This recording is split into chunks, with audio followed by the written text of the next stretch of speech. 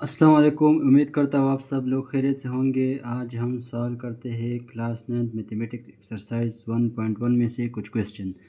तो question number 4 में given है कि which of the following matrices are equal. ठीक है, हमें मैट्रिसेस गिवन है, 4 मैट्रिसेस दिए हैं।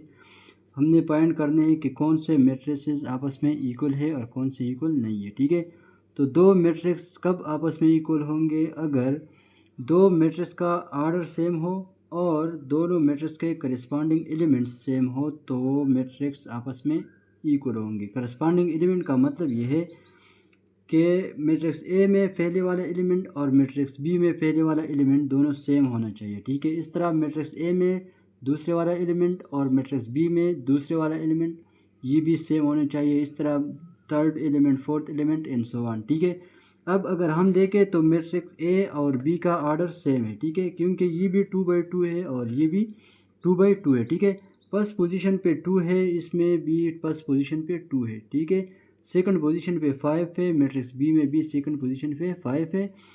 थर्ड पोजीशन पे 1 है, लेकिन मैट्रिक्स बी में थर्ड पोजीशन पे 4 है और हमें पता है कि 1 नॉट इक्वल टू 4। तो इसका मतलब ये है कि A matrix not equal to B matrix. ठीक हो गया। अब ए और सी को हम चेक करते हैं। ठीक है, तो मैट्रिक्स ए में फर्स्ट पोजीशन पे 2 है, यहाँ पे बी 1 + 1 का मतलब 2 है, तो मैट्रिक्स सी में भी 2 है। मैट्रिक्स ए में सेकंड पोजीशन पे 5 है और मैट्रिक्स सी में भी सेकंड पोजीशन पे 5 है। ठीक है, मैट्रिक्स ए में थर्ड पोजीशन पे 1 है, लेकिन मैट्रिक्स सी में थर्ड पोजीशन पे 4 है और हमें पता है कि 1 नॉट इक्वल टू 4। तो इसका मतलब ये हुआ कि ए और सी मैट्रिक्स आपस में इक्वल नहीं है। ठीक है, अब हम ए और डी को चेक करते हैं। मैट्रिक्स ए का ऑर्डर 2 है, 2/2 है, मैट्रिक्स डी का ऑर्डर भी 2/2 है। ठीक है, एक कंडीशन तो सेटिस्फाई करता है। यहाँ पे फर्स्ट पोजीशन पे 2 है और मैट्रिक्स डी में भी फर्स्ट पोजीशन पे 2 है, ये तो ठीक है। मैट्रिक्स ए में सेकंड पोजीशन पे 5 है, मैट्रिक्स डी में भी सेकंड पोजीशन पे 4 + 1 5 है, ये भी ठीक है। मैट्रिक्स ए में थर्ड पोजीशन पे 1 है और मैट्रिक्स डी में थर्ड पोजीशन पे 1 है, ये भी ठीक है। मैट्रिक्स ए में फोर्थ पोजीशन पे 3 है और मैट्रिक्स डी में फोर्थ पोजीशन पे 3 है। सारे एलिमेंट आपस में सेम है, तो इसका मतलब है कि ए इक्वल टू डी। इसी तरह बी इक्वल टू सी। किस तरह?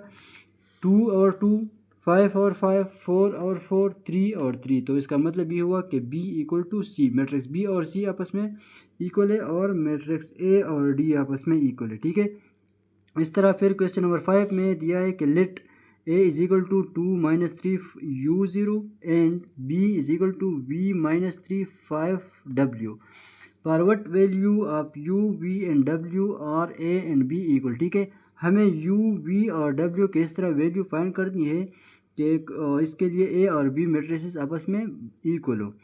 तो अगर हम देखें तो यहाँ पे 2 है, यहाँ पे v है। ठीक है, तो a और b कब इक्वल होंगे? अगर v इक्वल टू 2 हो हमारे पास। ठीक है, तो मैंने यहाँ पे लिखा है कि v इक्वल टू 2। ठीक हो गया। अब यहाँ पे u है, यहाँ पे 5 है, तो a और b कब इक्वल होंगे? अगर u इक्वल टू 5 हो, तो मैंने यहाँ पे लिखा है कि u इक्वल टू 5।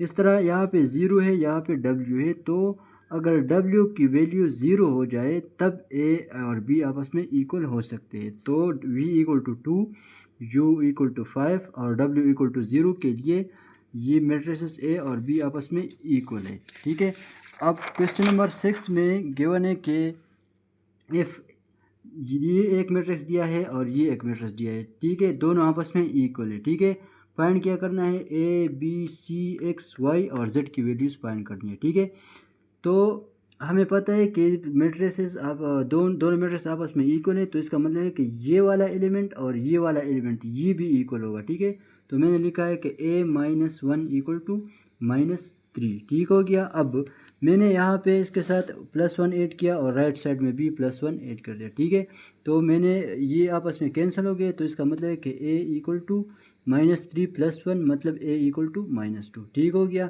अब यहाँ पे देखिए x + 3 है, यहाँ पे 0 है, तो इसका मतलब है कि x + 3 इक्वल टू 0। ठीक है, तो मैंने यहाँ पे इक्वेशन लिख लिया x + 3 इक्वल टू 0।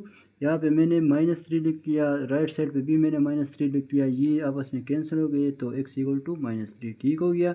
इसी तरह मैंने लिख दिया है यहाँ पे 2c + 2 है और यहाँ पे 0 है, तो दोनों मैट्रिक्स आपस में इक्वल है, तो इसका मतलब है कि 2c + 2 = 0 हो गया।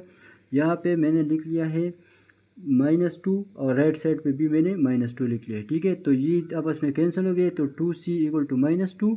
फिर मैंने दोनों साइड को 2 से डिवाइड किया, तो ये भी ख़त्म हो गया, ये ख़त्म हो गया, ये आपस में कैंसिल हो गया, ठीक है। तो इसका मतलब है कि c = -1, ठीक हो गया। अब ये एक एलिमेंट है और ये दूसरा एलिमेंट है, तो ये भी आपस में इक्वल होंगे, तो मैंने लिख दिया है कि 2y - 7 = 3y - 2। तो इसको मैंने y के लिए सॉल्व किया है, हमारे पास जो फाइनल वैल्यू है वो y = -5 है। और इसी तरह ये एक वैल्यू है और ये वैल्यू है, तो मैंने यहाँ पे लिख दिया है कि b - 3 = 2b + 4। इसको मैंने सॉल्व किया है b के लिए, क्योंकि हमने b की वैल्यू फाइंड करनी है। तो हमारे पास जो फाइनल वैल्यू आई है b की, वो है b = -7।